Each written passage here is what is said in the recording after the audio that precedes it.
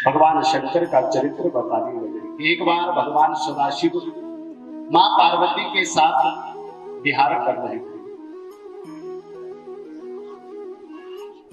जैसे हम अपने घर में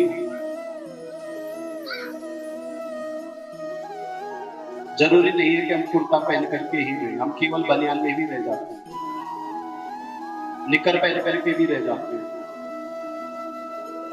भगवान सदाशिव और मां पार्वती एकांत में वास कर रहे थे, लेकिन इतने में सप्त ऋषि निकल पड़े और सप्त ऋषियों ने दूर से ही हृदय से भगवान शंकर को प्रणाम किया। भगवान शंकर में तो कोई अंतर नहीं आया, किंतु मां पार्वती रुष्ट हो गई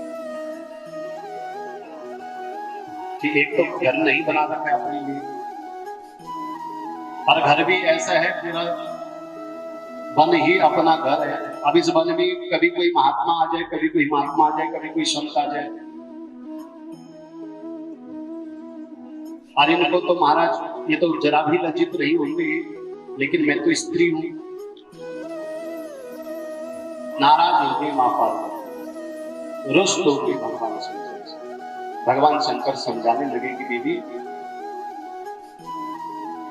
क्या बात है, आप क्यों उदास हैं? मां पार्वती ने भगवान शंकर से कहा कि सबसे पहले तो घर बनाओ। बोला देवी घर तो हमने बना के देखा था, अब तुम्हें बड़ी भांति पता है कि घर हमारे प्रारब्ध में नहीं है। एक बार भगवान शंकर ने भी प्रयास किया था घर बनाने का, कब जब मां पार्वती को यह करके भगवान शंकर कैलाश पर्वत पर लेके, पर्वतराज की पुत्री है, महाराजा की पुत्री है, लेकिन यहाँ ससुराल में आई, रास्ते में कल्पना कर रही थी कि मेरा ससुराल, मेरा घर ऐसा होगा वैसा होगा, लेकिन यहाँ भगवान शंकर एक वृक्ष के नीचे आकर के खड़े हो गए, खट वृक्ष के मूल में आकर के। बोला देवी उतर जाओ मंदिर से। बोला महाराज अभी तो घर नहीं आया। बोला देवी यही अपना घर है। मां पार्वती ने कहा महाराज आज तक आप अकेले थे तो चल गया, अब नहीं चलेगा, आप घर बनाओ। भगवान शंकर ने कहा देवी सबके भाग्य में घर नहीं होता, अब परमात्मा ने जो हमें ये घर दिया है, इससे बड़ा घर और क्या होगा। अरे लोग इसी घर को पाकर के संतुष्ट नहीं रहते, ईंटगारों का मकान उनको चाहिए होता है, तब वो संतुष्ट होते हैं। लेकिन ईंटगारों का मकान पाने पर भी वो भगवान का ध्यान नहीं करते हैं। सदाशिव शमशान में निवास करते हैं, जहां सबकी शान एक समान होती है, गरीब हो अमीर हो, वहां ये नहीं पूछा जाता कि कितना अमीर आदमी मरा, उसके लिए कुछ अलग लकड़ियों की व्यवस्था करते हैं। जो लकड़ी होगी सब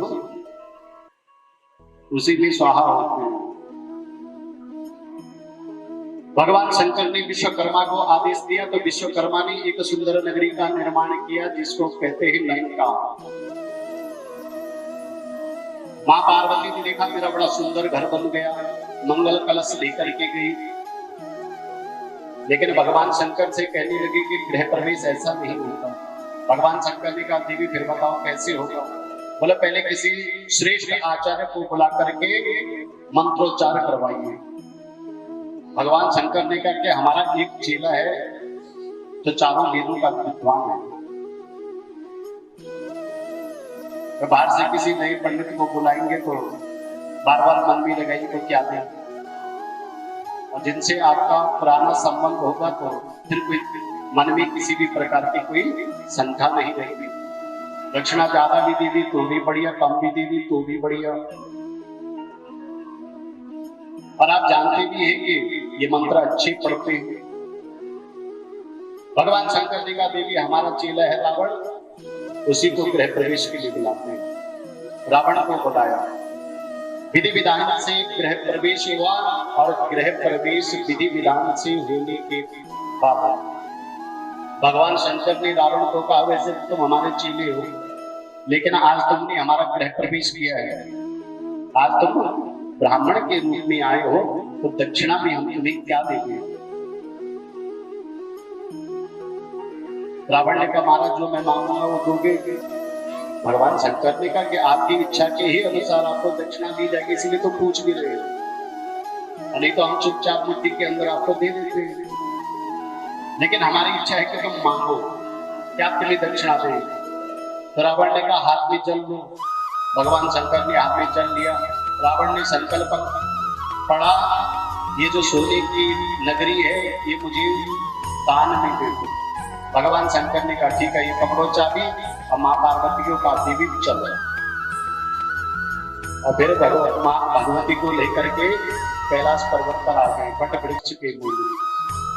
माँ पार्वती ने कहा महाराज आप घर तो बनाते नहीं हो, भगवान शंकर जी का भी घर तो बनाया था, लेकिन प्रारब्ध में नहीं है तो क्या करें? और तुम्हें घर की क्या आवश्यकता है देवी? अरे घर तो उनको चाहिए होते हैं जिनको जीवन में कुछ नहीं करना होता है, और जिनको कुछ करना है, जीवन को सफल बनाना है, उनके लिए तो प्रभु ने ये 5 तत्वों से निर्मित घर दे तो रखा है। इसी से भगवान की उपासना करो।